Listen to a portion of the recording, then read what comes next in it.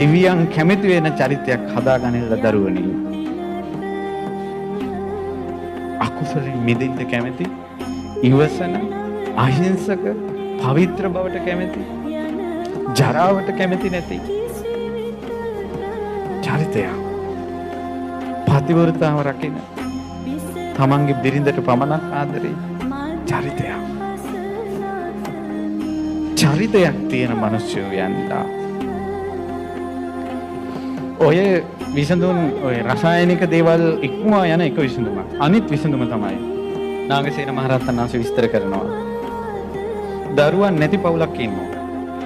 හැබැයි වත් පොසත්කම් තියෙනවා. හරි ශ්‍රද්ධාවන්තයි, වීරියවන්තයි. ඊළඟට දන් දෙන බවින් යුක්තයි. ඉවසන බවින් යුක්තයි.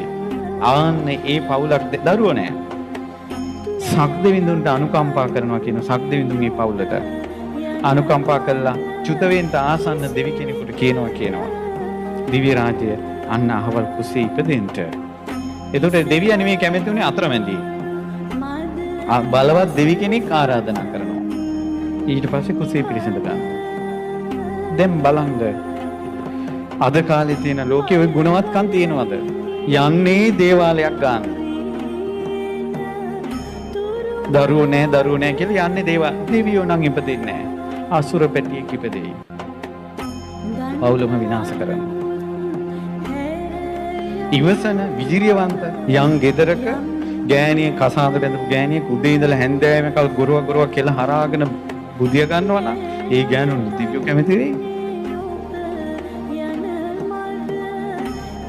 ගෑණිගෙම්ම ලැබෙන දේන් ගෑණිගෙම්ම යැපි ඉන්න වෙර වීරියක් නැති පිරිමියෙක් නම් ඉන්නේ. ඒකට පිරිමිකමක් නැත්තම් දෙවියෝ කැමති වෙයි. එකිනෙකාට සමාව දීලා එකිනෙකා නැගී හිටලා එකිනෙකා ආදරෙන් නැත්තම් දෙවියෝ කැමති වෙයි. ඊට පස්සේ ඉතින් බෙහෙත් වලයි සල්ලි වලයි පිළිසරණ හොයාගෙන යන්න වෙන්නේ. හැදෙන්න ගුණවත් ජීවිතයක් හදාගන්න. මේච්චර බණ කියපු එකෙන් දෙයනේ එක වැරද්දක් හදාගන්න. එකක් තරහටද මේ කියන්නේ? ඔයාලා අපි අඳුරන්නේ නැහැ. මම මෙතෙන් දෙනකල් ඔයාලා දන්නේ නැහැ. ඔයාලාද මාව දන්නේ නැහැ. දරුවනේ නුඹලට ආදරෙන් කියන්නේ හදාගන්න එකක් හරි වැරද්දක්. නුඹලට දැම්ම මේ වැහුණා. වාසනාවන්තයි. ඕවා විද්‍යාවෙන්වත් වෙන දේශනයකින්වත් කියලා දෙන එකක් නෙවෙයි. සමහර වෙලාවට සමහර අයගේ ජීවිතේ පළවෙනි බණක්